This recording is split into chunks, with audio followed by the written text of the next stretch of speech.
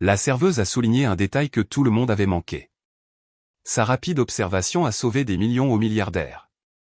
Et si un simple coup d'œil d'une serveuse fatiguée pouvait tout changer? Charlotte Chen servait du café au restaurant Milleres depuis 37 ans, observant les mêmes visages aller et venir à travers ses portes vitrées. Ses mains burinées avaient versé 1 million de tasses. Ses yeux bienveillants avaient vu des chagrins et des joies se dérouler au fil d'innombrables repas. Mais en ce mardi matin d'octobre, alors que les feuilles d'automne dansaient devant les fenêtres, elle remarqua quelque chose qui allait ébranler son monde tranquille pour toujours. L'homme de la table 7 ne ressemblait pas à ses clients habituels. Son costume coûteux semblait déplacé parmi les sièges en vinyle usé et les tasses à café ébréchées. Il était penché sur des documents, ses cheveux argentés captant la lumière du matin, complètement absorbé par la crise qu'il avait amenée dans son humble restaurant. Charlotte s'approcha avec son sourire chaleureux habituel, la cafetière à la main, ignorant que ses yeux perçants étaient sur le point de repérer ce qu'une équipe d'avocats avait manqué. « Où regardez-vous aujourd'hui » Charlotte avait toujours été observatrice. Ayant grandi comme l'aînée de 5 enfants dans un appartement exigu au-dessus de l'atelier de tailleur de son père, elle avait appris à remarquer les petites choses que les autres négligeaient. Un bouton lâche qu'il fallait recoudre avant qu'il ne tombe. La façon dont les épaules de sa mère s'affaissaient quand l'argent était rare, la lueur d'inquiétude dans les yeux de son père quand les affaires allaient mal. Ses compétences lui avaient bien servi au restaurant, où les habitués appréciaient qu'elle se souvienne comment ils aimaient leurs œufs, et quand ils avaient besoin d'une serviette supplémentaire avant même de la demander. Le distingué monsieur de la table 7 était arrivé juste après 7 heures ce matin-là, serrant une mallette en cuir comme si elle contenait son monde entier. Charlotte remarqua le tremblement dans ses mains alors qu'il commandait un café noir et des toasts de blé. La façon dont ses yeux ne cessaient de balayer la mallette, les profondes rides de fatigue creusées sur son visage. Elle avait déjà vu ce regard, le poids de décisions impossibles pesant sur les épaules de quelqu'un. « Matinée difficile » demanda-t-elle doucement, remplissant sa tasse pour la 3e fois. Sa voix portait la chaleur de quelqu'un qui avait réconforté d'innombrables clients au fil des ans, qui comprenait que parfois les gens avaient juste besoin d'être écoutés. L'homme leva les yeux, ses yeux bleus remplis d'un mélange de gratitude et de désespoir. « On peut dire ça, répondit-il. Je suis William Hartwell. Je possède Hartwell Industries, ou du moins je le faisais jusqu'à hier. » Il désigna faiblement les papiers éparpillés sur sa table. 40 ans à bâtir une entreprise, et tout s'effondre à cause d'un seul contrat. Une signature que je n'aurais apparemment jamais donnée, selon mes avocats. Le cœur de Charlotte se serra pour lui. Elle avait vu son propre père se battre avec son entreprise, vu comment la fierté et le travail acharné pouvaient s'écrouler si vite quand les choses tournaient mal. Parfois, la réponse est juste devant nous, dit-elle doucement. Il nous faut juste un regard neuf pour la voir. William esquissa un rire amer. Mon équipe juridique a examiné ce contrat 100 fois. La signature ressemble exactement à la mienne, mais je jure que je ne l'ai jamais signée. Sans preuve, je suis sur le point de tout perdre, mon entreprise, les emplois de mes employés, mon héritage. Il passa ses doigts dans ses cheveux argentés, semblant plus vieux que ses 68 ans. Le pire, c'est que je ne me souviens même pas de la réunion où cela est censé s'être produit. Ma mémoire n'est plus ce qu'elle était. Alors que Charlotte débarrassait son pain grillé à peine touché, elle jeta un coup d'œil au contrat étalé sur la table. Des années à lire les factures de tailleur de son père, à vérifier les reçus et à équilibrer les comptes du restaurant, avait aiguisé son sens du détail. Quelque chose dans la signature au bas de la page la fit hésiter. Elle semblait correcte, mais sonnait faux d'une certaine manière, comme un costume qui irait parfaitement, mais qui serait fait du mauvais tissu. Le coup de feu du matin commençait, et d'autres clients avaient besoin de son attention. Mais Charlotte ne pouvait se débarrasser du sentiment d'avoir vu quelque chose d'important. William Hartwell restait là, vaincu, se préparant à céder le travail de sa vie aux mêmes personnes qui affirmaient qu'il avait déjà signé une fois. L'ironie ne lui échappait pas. Parfois, les moments les plus cruciaux se produisent dans les endroits les plus ordinaires, autour d'une simple tasse de café qui refroidit. En milieu de matinée, le restaurant s'était rempli de sa clientèle habituelle, des ouvriers du bâtiment prenant de rapides petits déjeuners, des employés de bureau se pressant pour un café, des couples âgés partageant des conversations tranquilles autour de pancakes. Mais l'attention de Charlotte revenait sans cesse à la table 7, où William Hartwell était assis comme un homme se préparant à ses propres funérailles. Elle avait appris des fragments de son histoire entre les recharges de café et le débarrassage des tables. Hartwell Industries fabriquait des équipements médicaux qui sauvaient des vies dans des hôpitaux à travers le pays. Le contrat contesté transférerait la propriété au fils de son associé, Marcus Reed, un homme que William décrivait avec un dégoût à peine voilé. Marcus tourne autour comme un vautour depuis des années, lui dit-il lors d'un moment de calme. Il a toujours prétendu que son père lui avait promis une participation dans l'entreprise. Mais Jim Reed ne m'a jamais rien mentionné de tel avant son décès. Charlotte se souvint des histoires de son père sur des partenaires commerciaux devenus avides après des années d'amitié. Elle avait vu comment la trahison pouvait couper plus profondément que toute perte financière, laissant des blessures qui ne guérissaient jamais tout à fait. Parfois, les gens montrent leur vrai visage quand l'argent est en jeu, dit-elle, nettoyant la table d'accent grave côté avec peut-être plus de force que nécessaire. Ce qui la frappa le plus fut la sincère préoccupation de William pour ses employés. Plus de 300 familles dépendent de ses emplois, dit-il, sa voix se brisant légèrement. Marcus a déjà annoncé son intention de vendre des divisions et de délocaliser les opérations à l'étranger. Ce sont des gens avec qui j'ai travaillé pendant des décennies.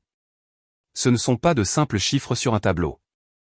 Alors que la foule du déjeuner commençait à arriver, Charlotte remarqua l'avocate de William arriver, une femme aux traits acérés dans un costume impeccable qui semblait facturé à la minute. Charlotte ne put s'empêcher d'entendre leur conversation à voix basse alors qu'elle remplissait les salières à proximité. L'analyse graphologique confirme que c'est votre signature, William, disait l'avocate. Le tribunal n'annulera pas un contrat légitime simplement parce que vous ne vous souvenez pas l'avoir signé. Les problèmes de mémoire ne sont pas des motifs de plainte pour fraude, surtout à votre âge. Charlotte vit William tressaillir à ces mots. Elle connaissait ce regard, la même expression que portait son père quand les médecins commençaient à remettre en question son jugement, quand l'âge devenait une excuse pour les autres d'écarter sa sagesse. Son sang bouillait d'une silencieuse indignation.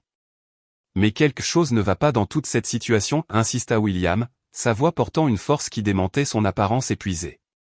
Le timing, les circonstances, Marcus, produisant soudainement ce contrat juste après les funérailles de son père. Jim et moi nous sommes serrés la main pour notre partenariat il y a 20 ans.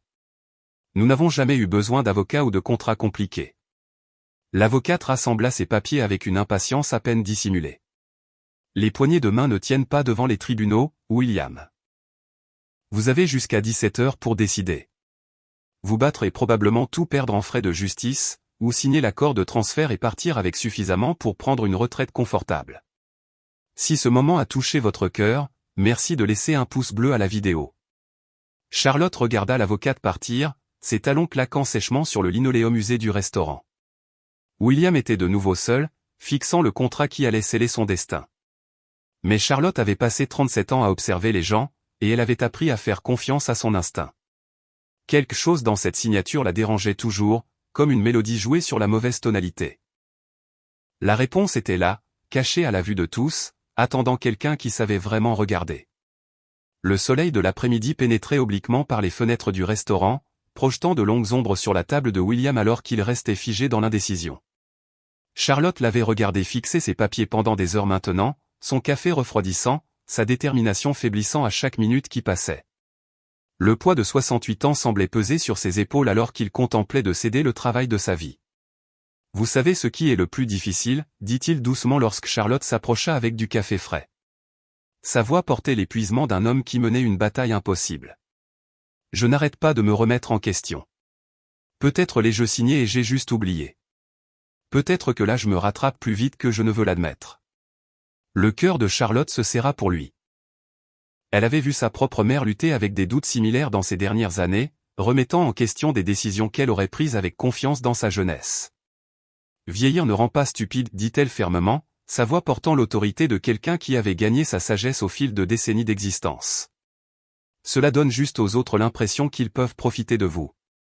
William la regarda avec surprise, comme si personne ne lui avait parlé avec une telle franchise depuis des années. Vous me rappelez ma femme, Éléonore, dit-il doucement. Elle est décédée il y a 3 ans, mais elle n'a jamais laissé personne me malmener. J'étais trop confiant pour mon propre bien, j'ai peur de le dire. Femme intelligente, répondit Charlotte, et elle le pensait. Elle avait vu trop de bonnes personnes se faire abuser par ceux qui confondaient gentillesse et faiblesse. Que vous dirait Éléonore de faire en ce moment ? Un sourire fugace traversa le visage de William. Elle me dirait de me battre comme un diable et de ne pas laisser Marcus Reed voler ce que nous avons construit ensemble. Son expression s'assombrit de nouveau. Mais Éléonore aurait aussi repéré ce qui m'échappe. Elle avait un œil pour le détail qui m'a tiré d'affaire plus d'une fois. Charlotte jeta de nouveau un coup d'œil au contrat, ce sentiment tenace devenant plus fort. Il y avait quelque chose dans la signature, quelque chose qui ne collait pas tout à fait. Elle avait vu des milliers de signatures au fil des ans sur des chèques, des reçus, des bordereaux de cartes de crédit, et elle avait développé un instinct pour les petites incohérences que les autres manquaient. « Monsieur Hartwell, dit-elle avec précaution. Je sais que cela peut sembler étrange, mais seriez-vous d'accord pour signer votre nom sur cette serviette pour moi ?» Elle sortit son bloc de commande et déchira une page propre. Il eut l'air perplexe, mais s'exécuta, écrivant William T. Hartwell de son écriture distinctive. Charlotte étudia les deux signatures côte à côte, son œil exercé remarquant ce que les avocats coûteux avaient manqué. La signature sur le contrat était parfaite, trop parfaite. La signature naturelle de William présentait le léger tremblement commun aux mains vieillissantes, une tremblote à peine perceptible qui venait avec l'âge. Mais la signature du contrat était lisse, confiante, écrite par des mains plus fermes. « Avez-vous déjà été confronté à quelque chose comme ça ?» demanda-t-elle doucement, bien qu'elle s'adressât à plus que William. « Maintenant, dites-nous dans les commentaires. » La révélation la frappa comme la foudre. Quelqu'un avait falsifié la signature de William, mais l'avait rendue trop parfaite, trop jeune. Ils avaient copié son nom à partir d'anciens documents, avant que l'âge n'ajoute sa subtile empreinte à son écriture.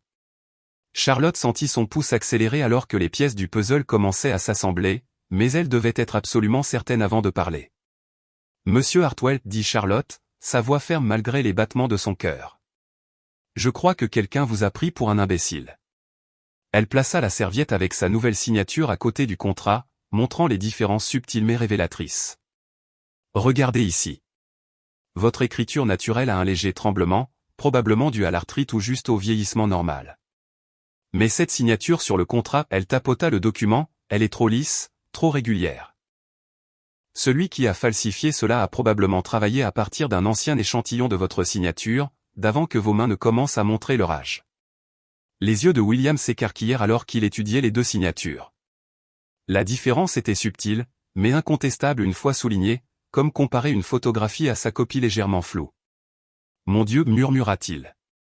Vous avez absolument raison. Comment 3 avocats ont-ils pu manquer ça? Parfois, les choses les plus évidentes sont les plus difficiles à voir, répondit Charlotte, pensant à tous les petits détails qu'elle avait remarqués au fil des ans et que d'autres avaient négligés. De plus, il cherchait de grandes différences évidentes. Les faussaires sont généralement assez intelligents pour les éviter. Les mains de William tremblaient alors qu'il sortait son téléphone, mais cette fois ce n'était pas à cause de l'âge ou de l'épuisement. C'était à cause de l'excitation et d'un sentiment de justification. Je dois appeler mon avocat immédiatement. Cela change tout. Alors qu'il parlait rapidement au téléphone, expliquant la découverte de Charlotte, elle ne put s'empêcher de sourire à la transformation de son attitude. L'homme vaincu et brisé de ce matin avait disparu, remplacé par quelqu'un qui se souvenait de sa propre force et de sa valeur. Cela lui rappela son père qui tenait tête au propriétaire qui essayait de le tromper. La façon dont la dignité pouvait revenir à quelqu'un en un instant lorsqu'il réalisait qu'il n'était pas fou ou insensé. En moins d'une heure, le restaurant était devenu un quartier général improvisé. L'avocate de William revint avec un expert en écriture et un détective privé, tous s'entassant à la table pendant que Charlotte servait du café et essayait d'agir comme si c'était un mardi après-midi normal. L'expert en écriture confirma ce que Charlotte avait repéré.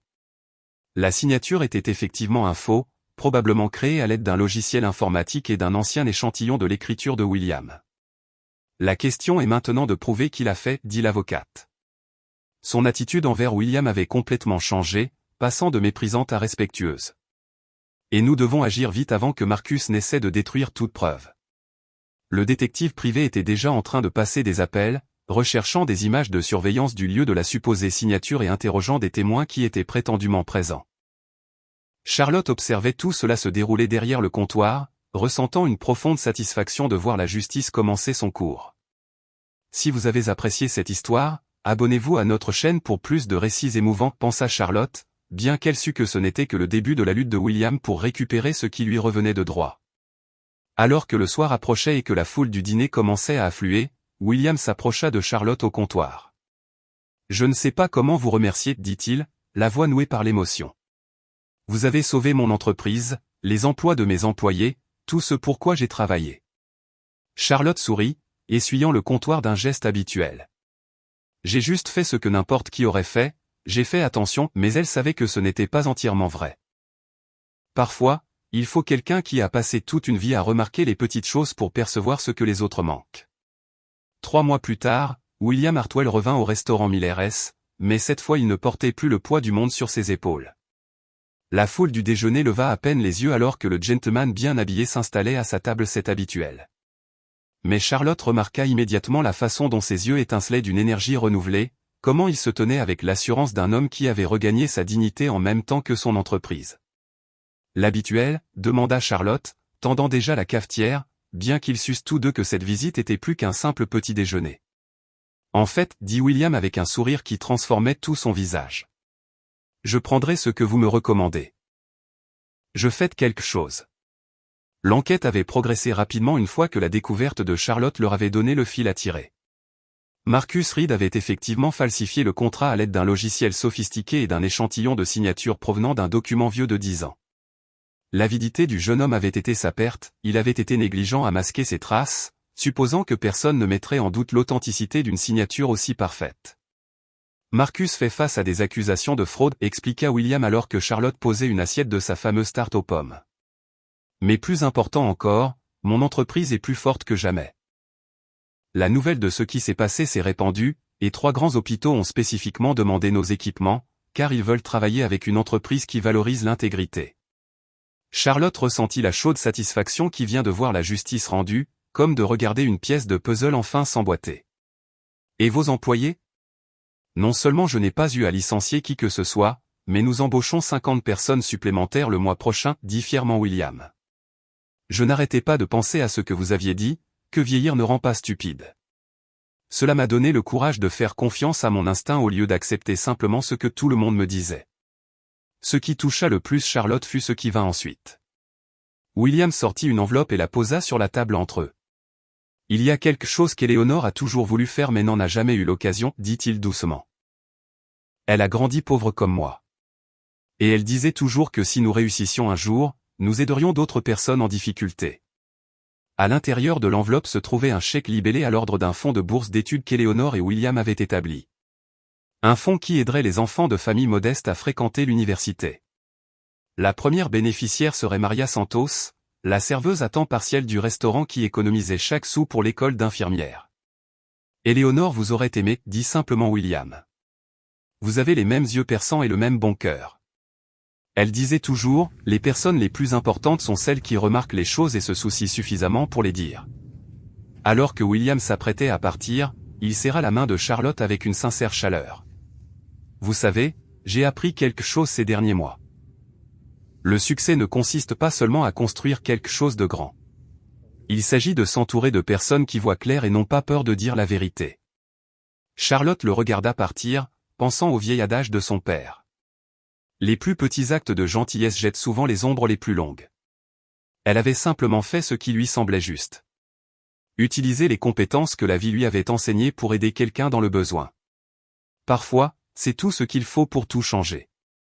Si vous avez apprécié cette histoire, n'oubliez pas de liker, de laisser un commentaire avec vos impressions et de vous abonner pour plus de récits émouvants. Merci de nous avoir rejoints aujourd'hui.